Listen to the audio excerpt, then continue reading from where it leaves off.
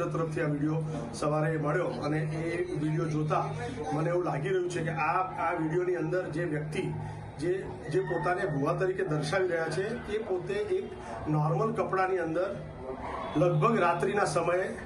સિવિલના ટ્રોમાવાળા ગેટથી બહારથી એન્ટર થઈ અને એમના જે તે દર્દી પાસે જાય છે અને જે દર્દીની જે એ લોકો એની જે વિધિ કરી રહ્યા છે તમે જો એને ધ્યાનથી જોશો તો એ દર્દી ફૂલ્લી કોન્શિયસ લાગે છે, એટલે કે એની પરિસ્થિતિ ઉપરથી એવું લાગે છે કે દર્દી સ્ટેપ ડાઉનમાં અને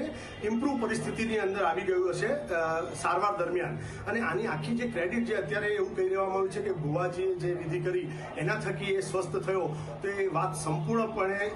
તથ્યમાં છે નહીં, એક અંધશ્રદ્ધા ફેલાવી શકે એવી આ પરિસ્થિતિ છે.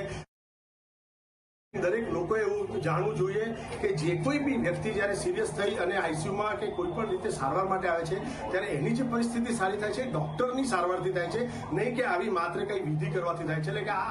આ જે દાવો છે કે એમની વિધિથી આ દર્દી સારો થયો છે એમાં કોઈ તથ્ય નથી. બીજી મહત્વની અને અગત્યની વસ્તુ એ છે કે આ વ્યક્તિ જે ભુવા તરીકે પોતાની જાતને નિર્દેશ કરી રહ્યા છે એ સાદા કપડાની અંદર એક દર્દીના સગા તરીકે આઈસીયુ સુધી પહોંચી જાય છે. અધરવાઇઝ સિક્યુરિટી વ્યવસ્થા એટલી સ્ટ્રોંગ છે કે કોઈ પણ વ્યક્તિ જો પાસ ન હોય તો એના સગા પાસે કે દર્દી પાસે જઈ શકતું નથી.